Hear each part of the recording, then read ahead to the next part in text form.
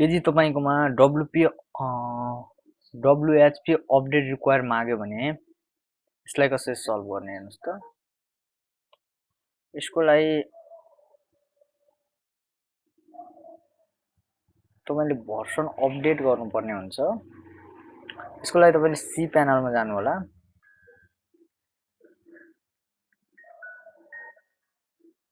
C panel login गर्नु होला पहिला। सी प्यानल तपाईले कुन डोमेनबाट किन्नु भएको छ त्यसमा डिपेन्ड हुन्छ। कुन विक्रेतासँग यो डोमेन होस्टिङ सेलरसँग। यसमा गइसकेपछि तपाई यहाँ सीपी माथि टपमा क्लिक गर्नु होला। मैले चाहिँ नेमचिपको युज गर्छु। यसमा गइसकेपछि तपाईको अलि तल जानु भयो भने यहाँ देखिन्छ सिलेक्ट PHP भर्सन भनेर देखाउँछ। यसमा क्लिक गर्नु होला। यसमा क्लिक गरिसकेपछि यहाँ तपाईले दुईटा अप्सन देख्न सक्नुहुनेछ।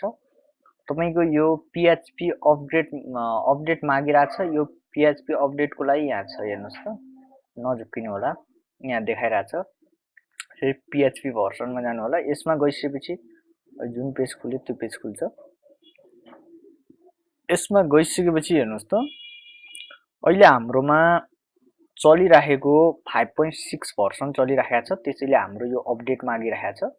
यसलाई तपाईले यहाँ जानु होला। अहिले चलेको सबैभन्दा लेटेस्ट कुन छ 7.3 अहिले लेटेस्ट चलिरहेछ। तपाईलाई कुन चाहिने हो जस्तो 7.1 चाहिने हो भने सिलेक्ट गर्नु होला।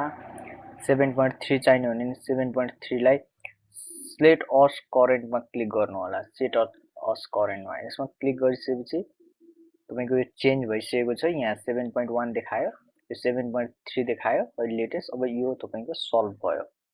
हेर्नुस् त सल्भ भइसक्यो। तपाई जुन भर्सन पनि युज गर्न सक्नुहुन्छ। पुरानै पनि चलाउन सक्नुहुन्छ। जस्तो तपाईको 5.6 नै पनि चलाउन सक्नुहुन्छ।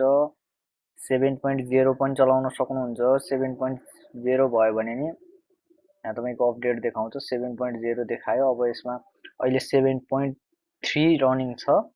त्यसैले 7.0 मा पनि यसले अपडेट मागेन। जस्तो तपाईले 5.6 नै चलाउनु भयो भने यसले अपडेट माग्छ। फेरि कुन भर्सन तपाईले चलाउनु भएको छ त्यसमा डिपेन्ड हुन्छ। 5.6 तपाईले लगाउनु भयो भने यसले फेरि अपडेट माग्यो। अब तपाईले 7 भन्दा माथि अहिले लेटेस्ट 7.3 सम्म आछ। तपाईले कुन चलाउनु हुन्छ त्यसपछि तपाईको अपडेट माग्दैन।